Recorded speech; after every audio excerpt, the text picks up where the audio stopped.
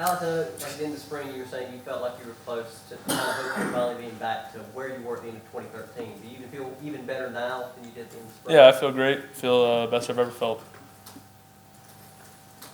Alex, having been here in the best of times, how would you explain to young guys what it takes to get to that level?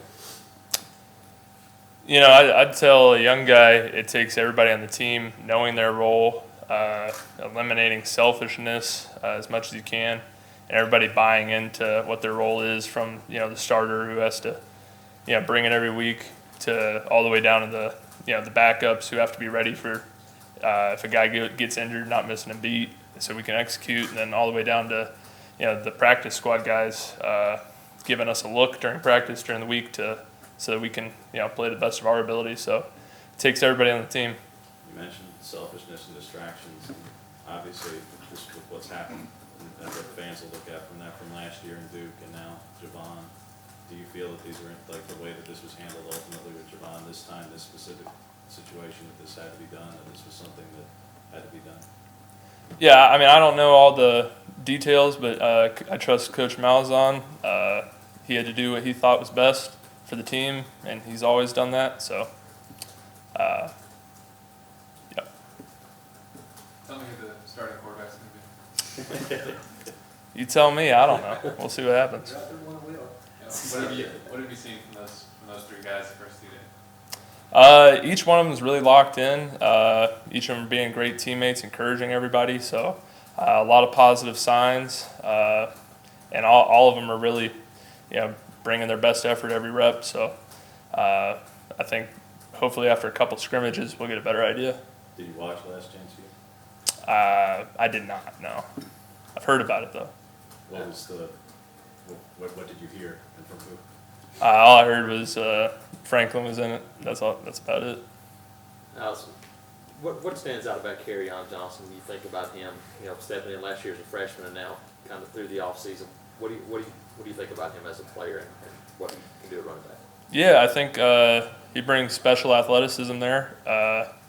He's not a huge guy, but he can jump and run and pretty much do everything that's required of a running back. I mean, he can catch, he can run, he can make the cuts, he can make people miss in the open field.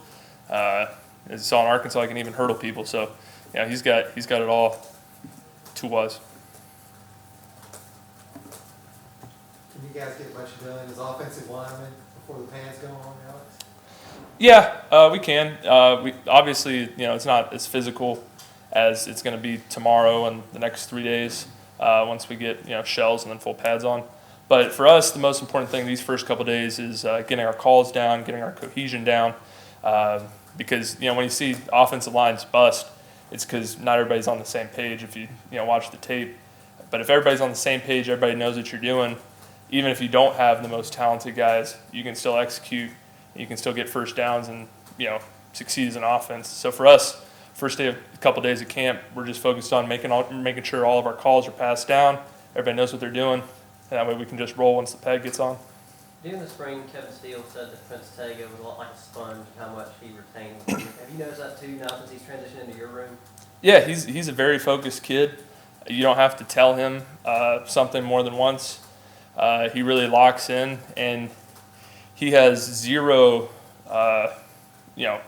pride, like selfish pride in him. Like, he will take any criticism or anything you say, and he'll just treat it like a pro, move on, and try to get better. So I think it's going to take him a little bit. Obviously switching to offensive line, never playing it before, but the sky's the limit for that kid. He can run, he can move.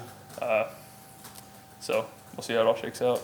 Alex, there was a little bit of shuffling around on that offensive line back in the spring, but it seems like now through the summer and into the fall, y'all kind of settled on a 5. How important is that to go into fall camp and kind of already have your 5 and be able to develop a little chemistry in that position? Yeah, I'd say it's definitely important for chemistry. When guys are getting shaken around on the offensive line, they never really settle into a comfort zone. I think you guys kind of saw that in 2014 when I was hurt. We had guys playing 2 or 3 positions during the year, and not that they can't do that, but you don't execute as much as if you play one position strictly. So definitely I think it helps with our cohesion. Has Xavier kind of settled in? Because I know Gus asks a lot out of that center position. It seems like he's handled it pretty well. Yeah, X, really pumped about him. You know, obviously he had that misfortune of last year, but, you know, he's taking this second chance his senior year and really stepping up. I think he'll be a solid player for us. And, yeah, as camp continues to go along, he'll get even better, and he's been solid so far. What have you seen out of him and having an opportunity? Because you know, he's kind of always been behind somebody. Now that he's got that opportunity, how different has he been as a player and in the meeting rooms, everything? Yeah, I mean, whenever you're the guy, I think everybody gets a little confidence about themselves. So he's got more confidence than I've seen from him before, which is a good thing. And he's bringing, you know, his best effort every day. I know you and Braden are both pretty humble guys. I mean, I don't know if you've seen the analysis from Pro Football Focus and showing how good you guys both were individually last year and could be the best guard tandem returning in the SEC, maybe the country. When you see stuff like that, hear about stuff like that, I mean, what's your kind of takeaway and reaction when you see the analysis, like statistical analysis that backs up a lot of the work you guys do? I mean, accolades are nice, but you know, at the end of the day, all I care about is being Clemson. You know, it's my senior year. I want to win as many games as possible. That's the most important thing to me. But you know, having a guy like Braden, yeah, he pushes me and I push him, and I think we make each other better as guards because you know we do the same things. So I'm just thankful that I have a great teammate like him. Alex, as far as Franklin goes, I mean, on the Netflix show, he likes to run his mouth a lot. I mean, he's a trash talker. Does that translate to is that the guy you know, kind of in the huddle and on the practice field now? You know, I like it when my quarterback talks a little trash to the defense, you know, has that little confidence about him. I haven't seen him talk a ton of trash, but, I mean, every player, when you're in the midst of the game and, you know, you're not wired up, you know, there's certain things that fans don't hear that we say on the field. Most of them I can't repeat here, but. I mean, how does it go? How does he interface? I mean, like you and Braden, pretty analytical guys. I mean, how do you kind of interface with a guy like that who's kind of a joker and a laugher? I mean, that's the great thing about football, in my opinion. You know, you get to deal with people who are, you know, all different from you, and you know, you all get to work together for, you know, a common goal to win and score. So, you know, I actually like that part of it because, you know, maybe in my regular life I wouldn't hang out with him, but you know, football brings us together and brings the team together. And it's fair to say you're a lot different than John Franklin. Yeah, I'd say that. Not using a pot. Yeah, I mean, we're from different places, but, you know, we both love ball and we both want to win. So. Alex, as a teammate, going back to Xavier for a second, how much more do you get out of seeing a guy overcome the kind of adversity he's overcome to put himself in this position heading into his final season?